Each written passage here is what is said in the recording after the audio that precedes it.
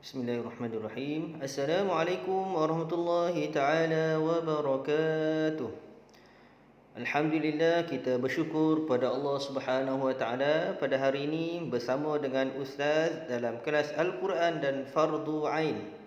Pelajaran akidah. Pelajaran akidah kita pada hari ini kita akan membincangkan berkenaan dengan apakah perbezaan antara sifat hayatullah dengan sifat hayah bagi makhluk.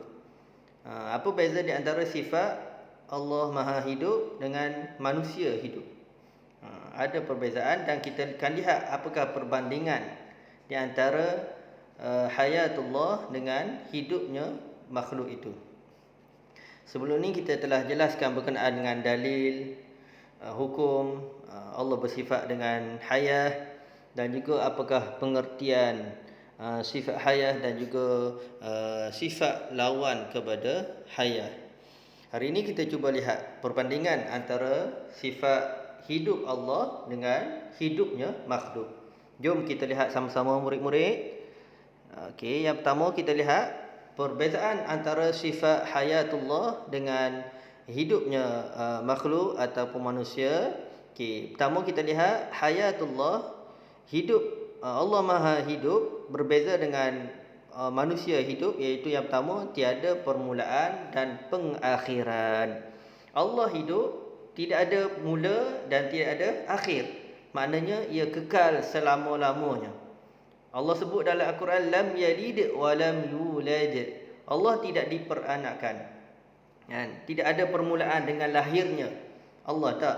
Allah kekal selama-lamanya. Iaitu Allah huwal awwalu wal akhir.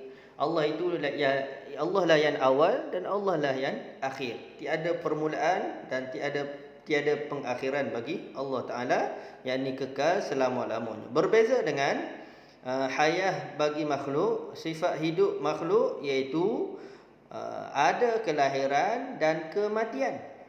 Manusia hidup, makhluk hidup, ada kelahiran dan ada kematian.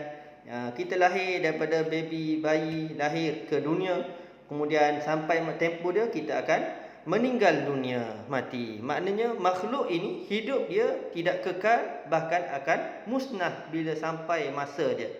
Begitu juga dengan tumbuh-tumbuhan, lahir, tumbuh dengan benih, daripada benih kemudian membesar, akhirnya sampai masa dia akan mati. Tapi Allah berbeza, kekal selama-lamanya. Itu perbezaan yang pertama. Yang kedua, cuba kita lihat murid-murid, sifat hayatullah yang kedua iaitu tidak memerlukan ruh. Allah hidup tanpa memerlukan ruh. Kerana apa? Kerana ruh itu sendiri adalah ciptaan Allah Subhanahu wa taala. Jadi Allah tidak memerlukan ruh untuk hidup. Berbeza dengan hayah bagi makhluk, hidupnya makhluk iaitu mesti mempunyai roh. Sama ada manusia, baik manusia ataupun binatang, memerlukan roh untuk hidup. Untuk hidup. Kerana bila mana tiada roh pada diri manusia ataupun makhluk-makhluk yang lain, maka bererti makhluk tersebut, manusia tersebut mati, meninggal dunia. Yang ketiga, seterusnya kita lihat perbezaan sifat hayatullah dengan sifat hayah bagi makhluk, iaitu hidupnya Allah tidak mempunyai anak dan keluarga. Kerana Allah itu esa, satu, tunggal, tidak perlu kepada anak dan keluarga untuk Allah Subhanahu wa taala hidup. Kerana semua ni di bawah ciptaan, di bawah kekuasaan Allah dan ciptaan Allah Subhanahu wa taala. Berbeza dengan hayah bagi makhluk, hidupnya manusia, hidupnya makhluk mempunyai anak dan keluarga. Manusia nak hidup memerlukan anak, memerlukan pasangan suami isteri. Baik tumbuh-tumbuhan, baik binatang ataupun manusia memerlukan keluarga, pasangan untuk terus hidup, untuk terus hidup. Perlu kepada keluarga. Okey, seterusnya yang terakhir, yang keempat, perbezaan sifat hayah bagi Allah dan juga makhluk. Yang pertama, iaitu sifat hayah bagi Allah. Hidup Allah tidak bergantung kepada perantaraan seperti udara, makanan dan juga cahaya. Allah hidup tidak bergantung kepada benda lain. Kerana semua itu, udara baik, makanan atau cahaya, semua adalah ciptaan Allah Subhanahu wa taala. Jadi Allah tidak memerlukan pergantungan kepada benda lain. Kerana Allah itu Maha berkuasa dan semua itu adalah ciptaan Allah. Beza dengan hidupnya makhluk, bergantung kepada perantaraan udara, makanan, cahaya untuk mereka hidup. Untuk kita hidup, kita bergantung pada udara untuk kita bernafas, bernyawa, dan memerlukan makanan. Kalau tidak ada makanan, boleh menyebabkan kita mati. Dan juga kita memerlukan cahaya untuk hidup, untuk kekal hidup. Maknanya makhluk ini untuk hidup memerlukan kepada benda